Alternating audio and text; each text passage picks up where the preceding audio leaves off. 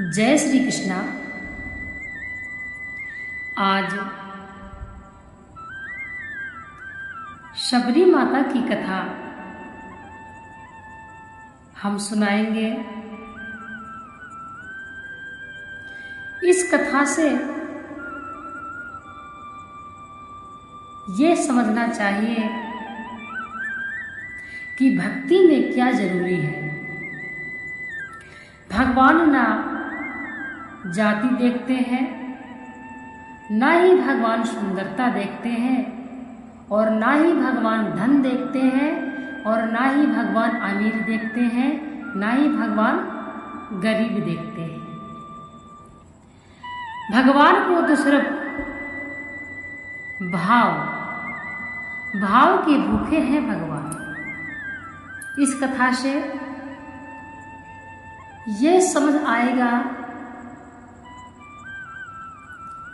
कि उच्च जाति के अथवा नीच जाति में क्या भेद है। इंसान ही यह भेद करते हैं या फिर भगवान भी करते हैं।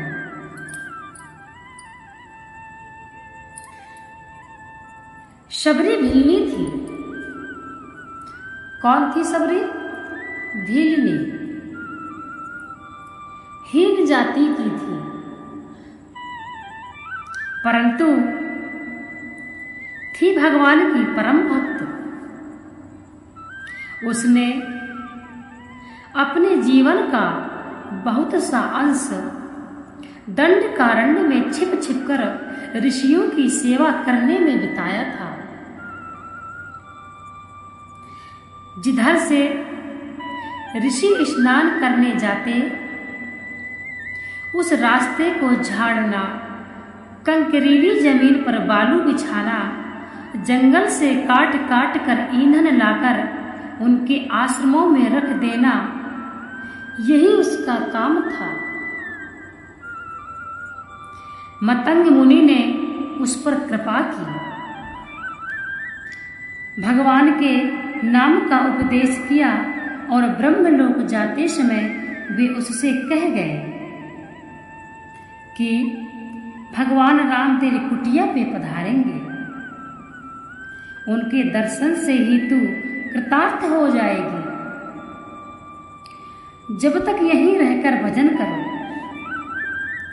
शबरी को भजन की लगन लग गई और उसका जीवन राम की बाट जोहने में ही बीतने लगा। ज्यों ज्यों दिन बीतने लगे, त्यों त्यों ही शबरी का उत्कंठा बढ़ने लगी। यह सोचकर कि अब प्रभु पधारते ही होंगे, कहीं प्रभु के पैर में कांटा न गड़ जाए, वह जल्दी जल्दी जाकर दूर तक रास्ता बुहार आती, पानी छिड़कती, आंगन को गोबर से लीपती और भगवान के विराजने के लिए मिट्टी गोबर की सुंदर चौकी बनाकर रखती।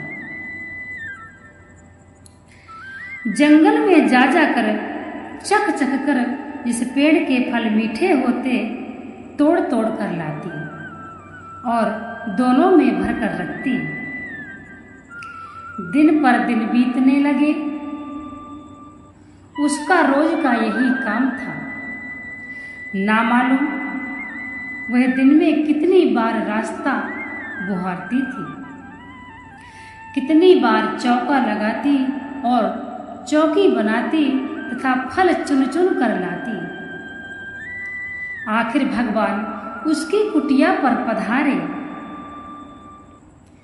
शबरी कृतकृत्य हो गई। श्री रामचरितमानस में गोसाई जी लिखते हैं, शबरी देख राम गृह आए, मुनि के वचन समझ जी भाए।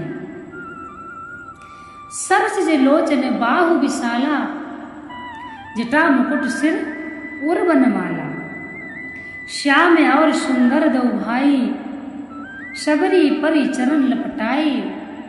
प्रेम मगन मुख वचन न आवा, सबरी परी चरण लिपटाई। सबरी आनंद सागर में डूब गई और प्रेम के आवेश में उसकी वाणी रुक गई और वह बार बार भगवान के पावन चरण कमलों में मस्तक टेक टेक कर प्रणाम करने लगी। फिर उसने भगवान का पूजन किया। फल सामने रखे भगवान ने उसकी भक्ति की बड़ाई करते हुए उसकी पूजा स्वीकार की और उसके दिए हुए प्रेम भरे फलों का भोग लगाकर उसे कृतार्थ कर दिया। उसके फलों में भगवान को कितना अपूर्व स्वाद मिला, इसका वर्णन करते हुए तुलसीदास जी कहते हैं, घर गुरुग्रह प्रिय सदन सासुरे, भाई सब जहाँ पहुनाई, तबे तह कही सबरी के फलनी, की रुचि मधुर न पाई। इस प्रकार से भगवान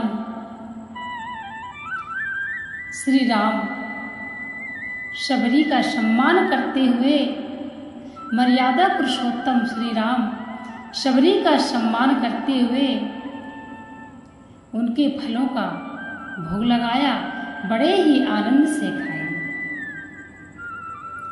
भगवान ना जाति देखते हैं और ना ही अमीरी देखते हैं और ना ही गरीबी देखते हैं।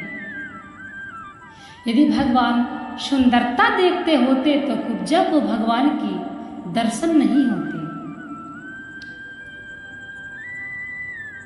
इंसान भेद कर सकता है, यह सुंदर है, यह सुंदर नहीं है, यह कुरूप है, यह छोटी जाति का है, यह गरीब है, यह ऐसा है, वह ऐसा है, परंतु भगवान इन सब चीजों पे ध्यान न देकर अपने भक्ति के भाव को ही देखते हैं।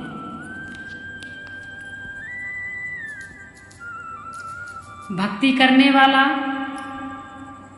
ना नीच होता है और ना ही कुरूप होता है, ना गरीब होता है और ना ही नीच जाति का होता है। इसलिए शिव पुराण में भी बताया गया है कि यदि नीच जाति का व्यक्ति भी अपने गले में रुद्राक्ष की या तुलसी की माला धारण करता है और मस्तक पर अपने तिलक लगाता है तो नीच जाति का मनुष्य भी पूजनीय हो जाता है।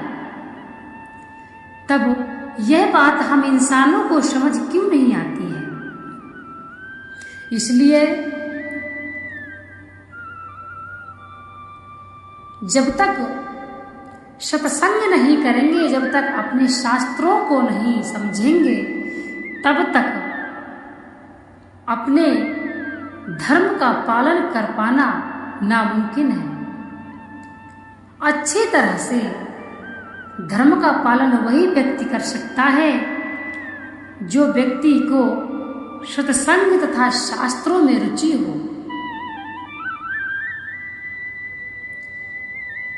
जय श्री राम।